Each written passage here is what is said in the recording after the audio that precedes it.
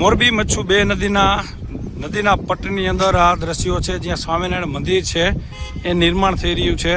તેનું જે નિર્માણનો કાટમાળ જે કાંઈ પણ નીકળે છે એ આ નદીના પટની અંદર આ પ્રકારે અહીંયા ઠલવી દેવામાં આવે છે અને નદીના પટની અંદર થોડા જ દિવસોમાં ચોમાસામાં પાણી આવવાનું છે ત્યારે પાણીને આ જે માટીના ઢગલાઓ છે એ નદીના પટમાં જ છે એ અવરોધરૂપ બનવાના છે, પરંતુ આની કોઈ ગંભીરતા અત્યારે છે નહીં।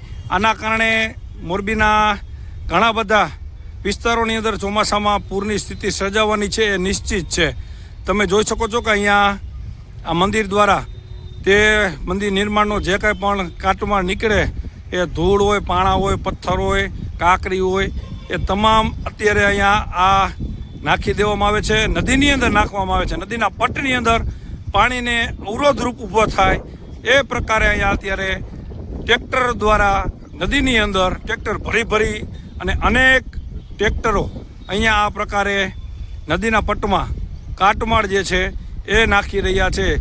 અગાઉ આ જ દિવાલ વિવાદરૂપ હતી, કલેક્ટરે દિવાલ હટાવવાનું આદેશ પણ કર્યા હતા, કમિટી પણ નિમી હતી, પરંતુ બધું ઘોરી અને પી ગયા છે। આ મંદિરના જે નિર્માણકર્તાઓ છે એને આ તંત્રથી ઉપર હોય અને એને બધી છૂટ હોય આ પ્રકારે અહીંયા કાટમાળ જો તમે નાખી જાઓ તો તમને દંડ થાય, પરંતુ અત્યારે અહીંયા સ્થિતિ અલગ જ છે।